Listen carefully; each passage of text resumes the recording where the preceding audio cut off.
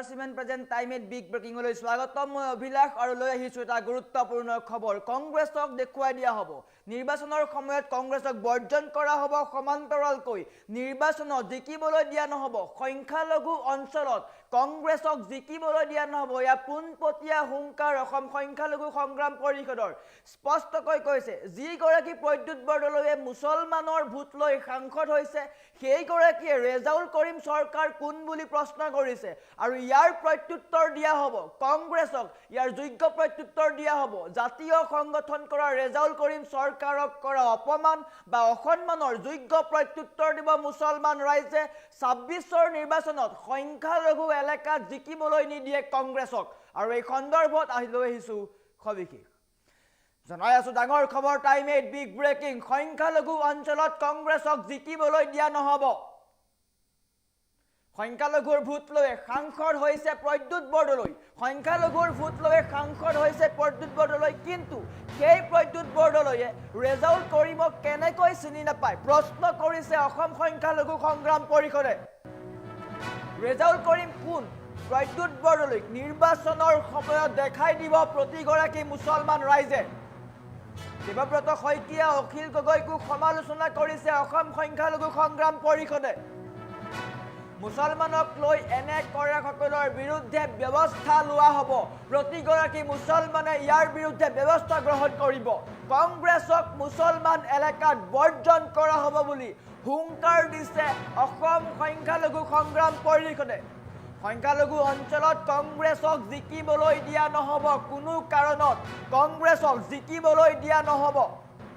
জাতীয় সংগঠন কৰা ব্যক্তিক কংগ্ৰেছে অপমান কৰিছে অসন্মান কৰিছে আৰু ইয়াৰ প্ৰত্যুত্তৰ মুছলমান ৰাইজে পোনপটীয়াকৈ দিব নিৰ্বাচনৰ সময়ত ৰেজাউল কৰিমক কৰা অপমানক লৈ অসম সংখ্যালঘু সংগ্ৰাম পৰিষদে ক্ষোভ প্ৰকাশ কৰিছে স্পষ্টকৈ কৈছে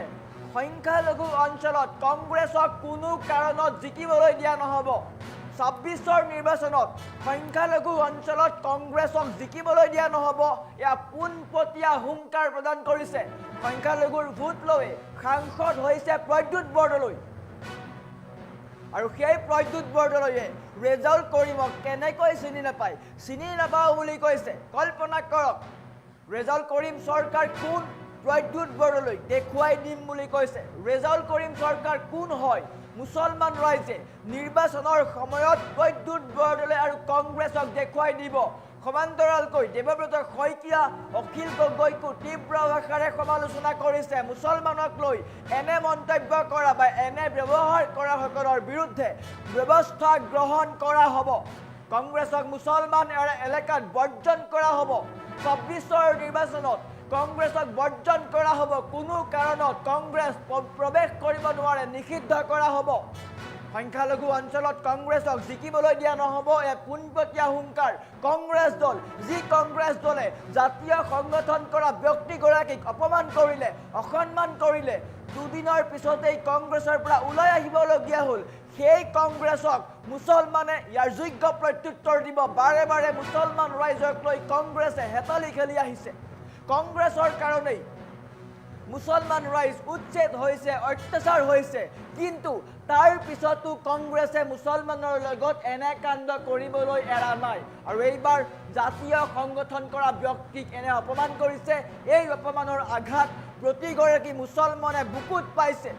ৰেজাউল কৰিমক যি আঘাত কৰিছে ৰেজাউল কৰিমক যি অপমান কৰিছে সেই অপমানৰ আঘাত প্ৰতিগৰাকী মুছলমানৰ হৃদয়ত সোমাইছে প্ৰতিগৰাকী মুছলমানে চকুল টুকিছে ৰেজাউল কৰিম চৰকাৰ যিগৰাকী ৰেজাউল কৰিম চৰকাৰে আমচু ত্যাগ কৰি ৰাজপথত হুক হুকাই কান্দি উঠিছিল কেইবাটাও বৰ্ষ বহু বছৰ মুছলমানৰ হকে কাম কৰিলে সংখ্যালঘুৰ হৈ মাত মাতিলে আৰু সেইগৰাকী ৰেজাউল কৰিম চৰকাৰক এনে অপমান কৰা কাণ্ড কোনো মুছলমানে সহ্য নকৰে গতিকে সংখ্যালঘু সংগ্ৰাম পৰিষদে কৈছে সংখ্যালঘু অঞ্চলত কংগ্ৰেছক জিকিবলৈ দিয়া নহ'ব এয়া পোনপটীয়া হুংকাৰ আমাৰ ওচৰত মন্তব্য আহি পৰিছে মন্তব্য দেখুৱাই লোৱাৰ চেষ্টা কৰিছোঁ হয় ইতিমধ্যে সমগ্ৰ অসমৰ মাজত এটি তোলপাৰ লগা বিষয় হৈছে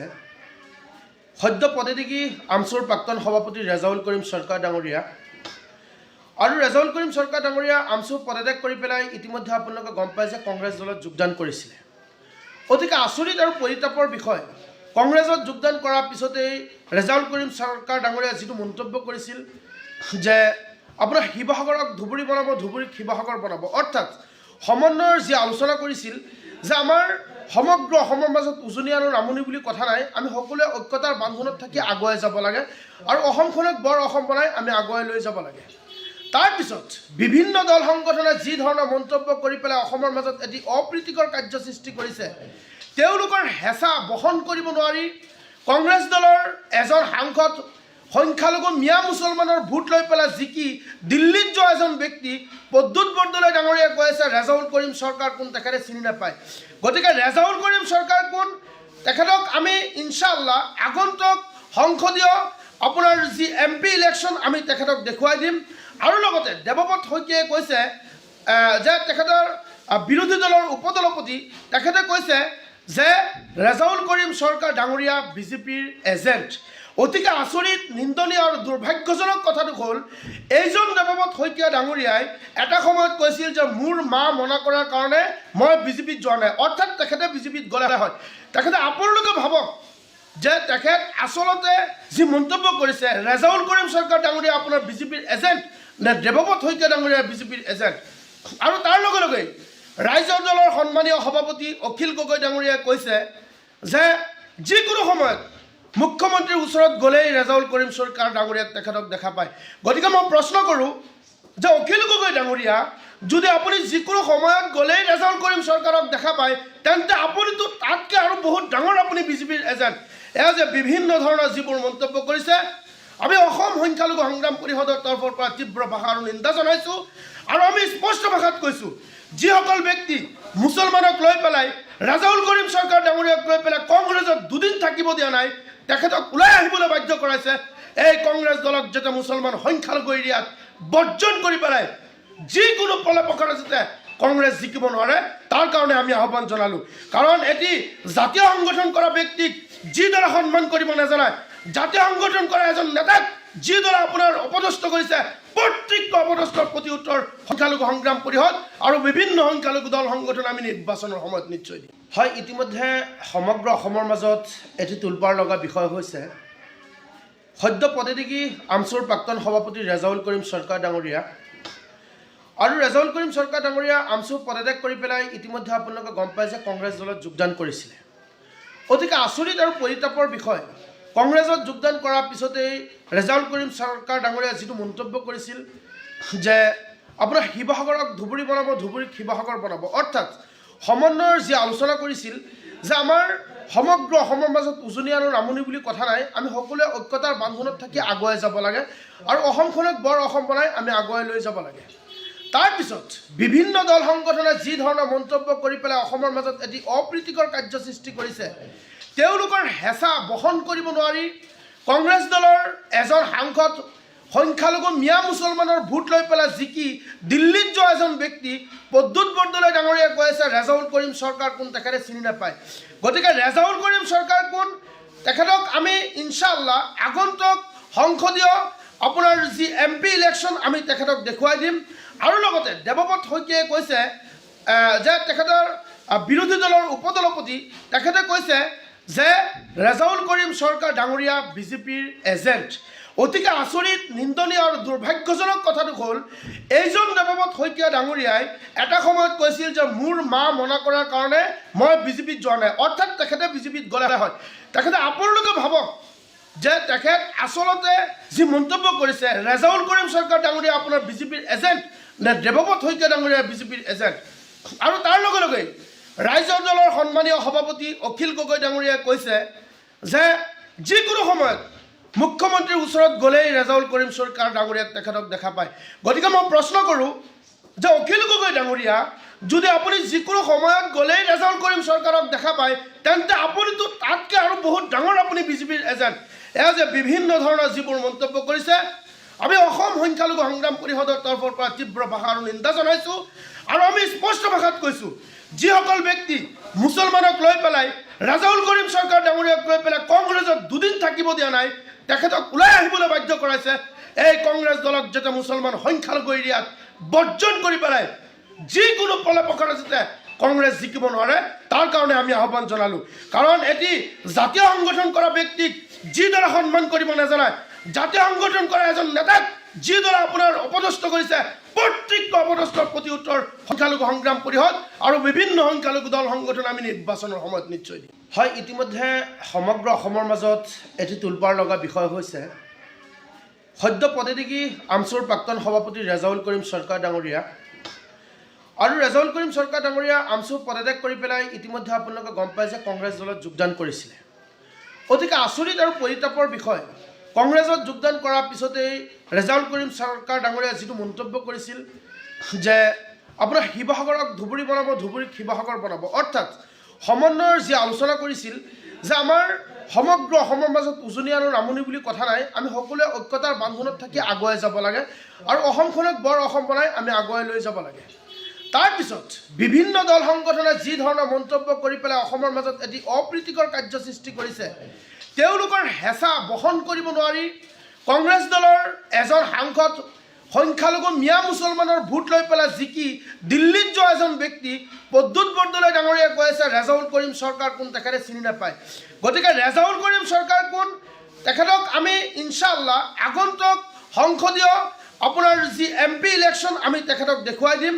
আৰু লগতে দেৱব্ৰত শইকীয়াই কৈছে যে তেখেতৰ বিৰোধী দলৰ উপদলপতি তেখেতে কৈছে যে ৰেজাউল কৰিম চৰকাৰ ডাঙৰীয়া বিজেপিৰ এজেণ্ট। অতিকে আচৰিত, নিন্দনীয় আৰু দুৰ্ভাগ্যজনক কথাটো হ'ল এইজন দেৱব্ৰত শইকীয়া ডাঙৰীয়াই এটা সময়ত কৈছিল যে মোৰ মা মনা কৰাৰ কাৰণে মই বিজেপিত যোৱা নাই, অৰ্থাৎ তেখেতে বিজেপিত গ'লে হয়। তেখেতে আপোনালোকে ভাবক যে তেখেত আচলতে যি মন্তব্য কৰিছে ৰেজাউল কৰিম চৰকাৰ ডাঙৰীয়া আপোনাৰ বিজেপিৰ এজেণ্ট নে দেৱব্ৰত শইকীয়া ডাঙৰীয়া বিজেপিৰ এজেণ্ট। আৰু তাৰ লগে লগে ৰাইজৰ দলৰ সন্মানীয় সভাপতি অখিল গগৈ ডাঙৰীয়াই কৈছে যে যিকোনো সময়ত মুখ্যমন্ত্ৰীৰ ওচৰত গ'লেই ৰেজাউল কৰিম চৰকাৰ ডাঙৰীয়াক তেখেতক দেখা পায়। গতিকে মই প্ৰশ্ন কৰোঁ যে অখিল গগৈ ডাঙৰীয়া, যদি আপুনি যিকোনো সময়ত গ'লেই ৰেজাউল কৰিম চৰকাৰক দেখা পায়, তেন্তে আপুনিতো তাতকৈ আৰু বহুত ডাঙৰ আপুনি বিজেপিৰ এজেণ্ট। এয়া যে বিভিন্ন ধৰণৰ যিবোৰ মন্তব্য কৰিছে, আমি অসম সংখ্যালঘু সংগ্ৰাম পৰিষদৰ তৰফৰ পৰা তীব্ৰ ভাষা আৰু নিন্দা জনাইছোঁ আৰু আমি স্পষ্ট ভাষাত কৈছোঁ যিসকল ব্যক্তি মুছলমানক লৈ পেলাই ৰেজাউল কৰিম চৰকাৰ ডাঙৰীয়াক লৈ পেলাই কংগ্ৰেছত দুদিন থাকিব দিয়া নাই, তেখেতক ওলাই আহিবলৈ বাধ্য কৰাইছে, এই কংগ্ৰেছ দলক যাতে মুছলমান সংখ্যালঘু এৰিয়াত বৰ্জন কৰি পেলাই